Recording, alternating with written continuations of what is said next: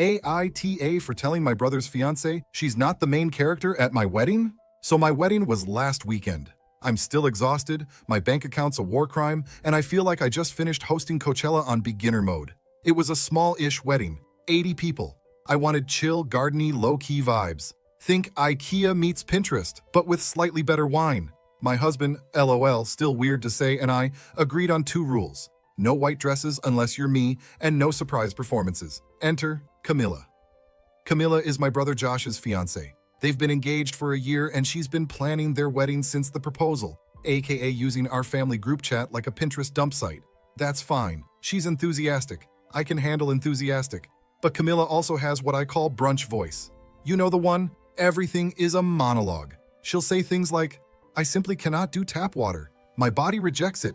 I'm basically 70% LaCroix. She's the kind of person who will correct a barista on the pronunciation of matcha. She once explained to my mom how to cook quinoa. My mom is Peruvian. Anyway, Camilla wasn't in the wedding party. That's important. We kept it tight, only siblings and best friends. But I still gave her a +1 and included her in all the pre-wedding stuff. She even helped me choose the charcuterie layout. Yes, that was a whole thing. Day of the wedding, she shows up in a white gown. A full-on, floor-length satin white gown. With pearls. I thought it was a joke. I genuinely laughed when I saw her like, OMG Camilla, you're hilarious. But she just did that tight-lipped influencer smile and said, it's champagne. It was not. It was Crayola wedding white. Josh didn't say anything. He looked like he wanted to be anywhere else. I let it go because honestly, I didn't want drama on my day. Whatever. You want to look like a ghostly jelly bean? Go ahead. Then came the toast.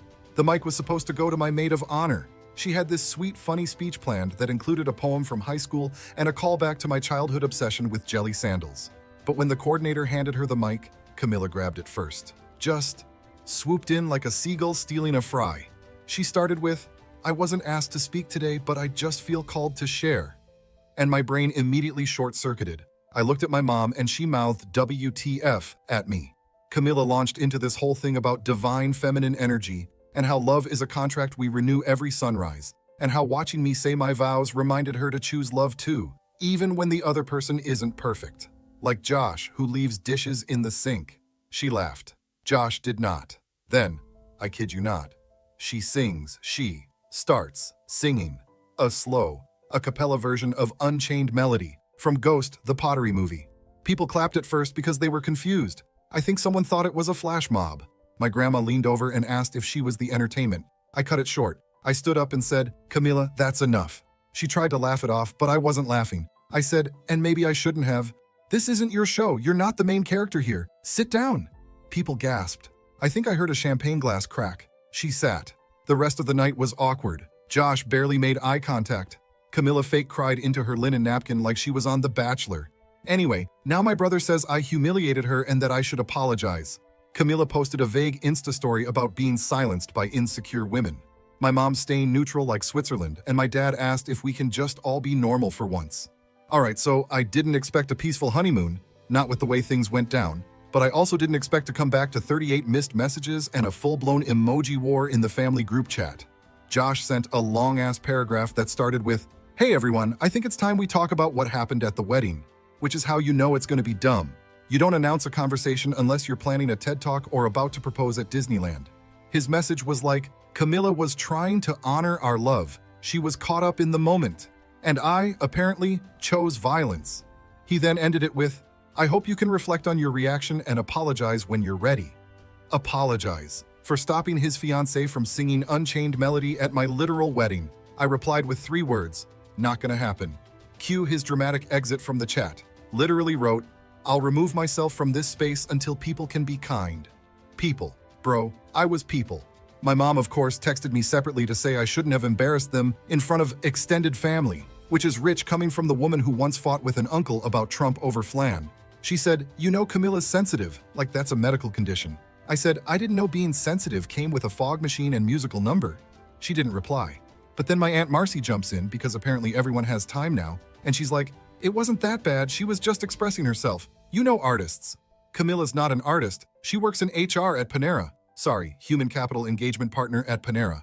Anyway, the chat devolves. My cousin Sarah sends a meme that says, Me watching family drama unfold with my wine and popcorn, which was objectively funny and got like 6 reactions. But then Josh blocks her for mocking real pain. He's like a bootleg Kendall Roy now.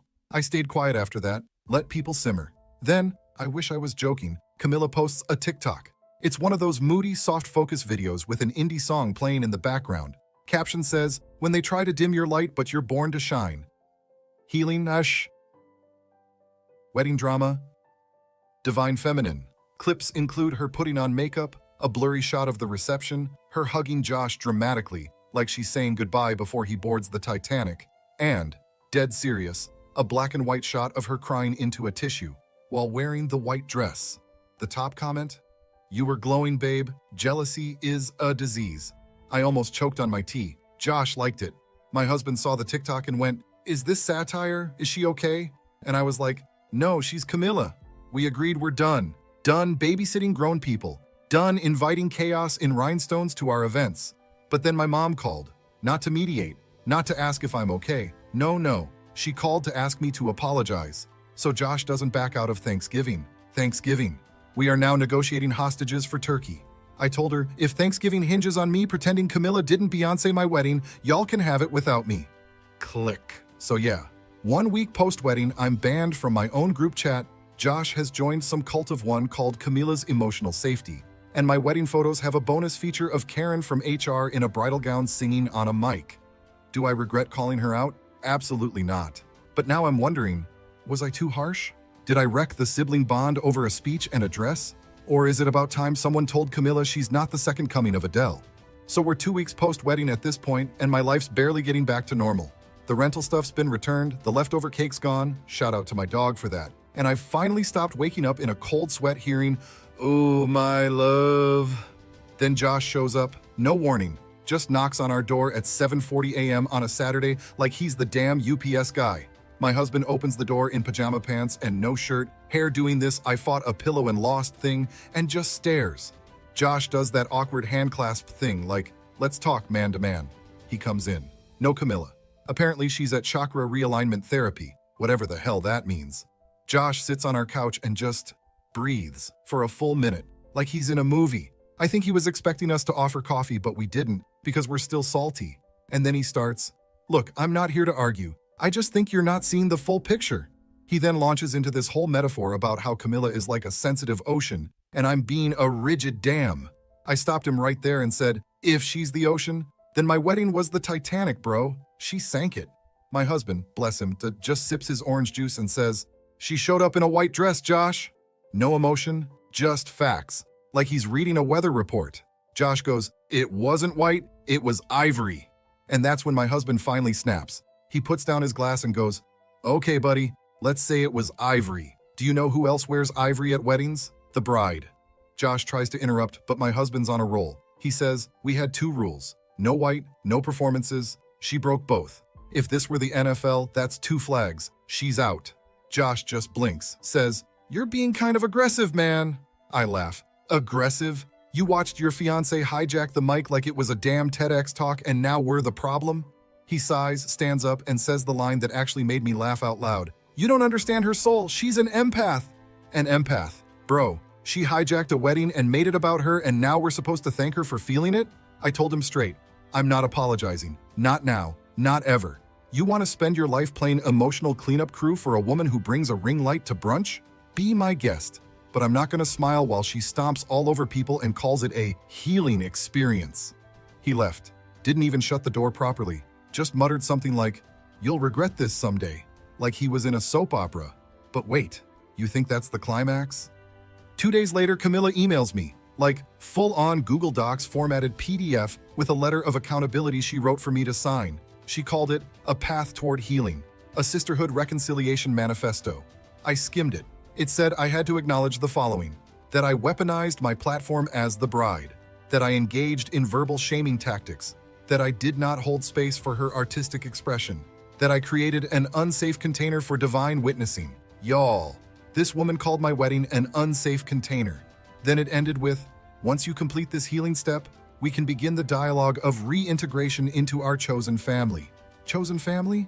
Camilla, I did not choose you. You came with a Groupon. I didn't respond. I sent it to my husband. He printed it out and used it to pick up our dog's poop. I thought that was the end of it. Until Camilla made a second TikTok.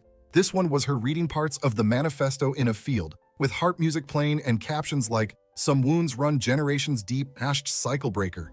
Guess who shared it? My mom. With the caption, "So brave. We should all be listening more." So now I'm officially the villain in the family. They think I'm bitter. They think I'm jealous of Camilla's light. I think I'm just someone who wanted a normal wedding without a Broadway audition and an accidental white dress moment. But maybe I'm wrong. Maybe I am the villain. At least I didn't sing about it. Okay, so we decided to go to Thanksgiving anyway. I know. Why, right? But my husband made a point. He said, if we let Camilla dictate where we go, she wins. I refuse to let that woman annex Thanksgiving. Plus, I missed my dad's sweet potato casserole. And I thought maybe, 2 months post-wedding, everyone would have chilled out. New drama, old news, right? Wrong. We walk in. Me, holding a bottle of Pinot like a peace offering. My husband wearing the most aggressively neutral sweater I've ever seen. Gray, no logo, no vibes, just Switzerland. Camilla answers the door. She's barefoot, wearing a flowy dress that looks like she robbed an anthropology mannequin and whispered affirmations into the fabric. She gives me a one-armed hug like I'm a haunted doll and says, "Welcome, Sister Soul." My husband whispers, "If she offers us sage, I'm leaving." Inside, the living room has been transformed. Candles everywhere. A vision board on the wall labeled Abundance and Unity 2025. There's a makeshift gratitude altar in the corner. On it, a framed photo of her and Josh from my wedding. I almost walked out. Dinner starts late because Camilla insists on a communal grounding circle first. We all have to go around and say what we're releasing. My dad, a retired mechanic who wears jeans to bed, says, "I'm releasing acid reflux if this dinner ever starts."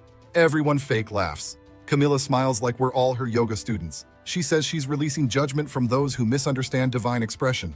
That's code for me, by the way. I say, "I'm releasing gluten, temporarily, because your girl wants stuffing." Anyway, we finally sit down. Camilla stands, holds out her hands and says, "Before we carve, I'd like to bless the turkey." I swear on Fiancée, she pulls out a tuning fork. She taps it and walks around the turkey like she's casting a spell. The sound is like ding, ding, while she mutters, "We honor this bird for its sacred sacrifice." My uncle coughs and says, "Damn, didn't know the turkey died for our sins." Josh gives him a death glare. Then Camilla starts crying. Not like full sobs, just those delicate fake tears people do in auditions. She says, "I just feel so much energy in this room, so much resistance." At that point, my grandma, bless her, goes, "Can we just eat the bird before it gets cold, or does it need a seance too?" Dinner finally happens, but Camilla's not done. She passes around little cards. Each has a prompt on it. Mine says, "What is one way you silenced someone this year?" You're kidding me. My husband's card just says, "Where do you see your ego showing up?" He looks at me and deadpans, "Right now, right here, across the table." I try to stay cool, I really do. I eat my stuffing, drink my wine, smile politely when Josh starts explaining how Camilla's emotional architecture has changed his masculinity.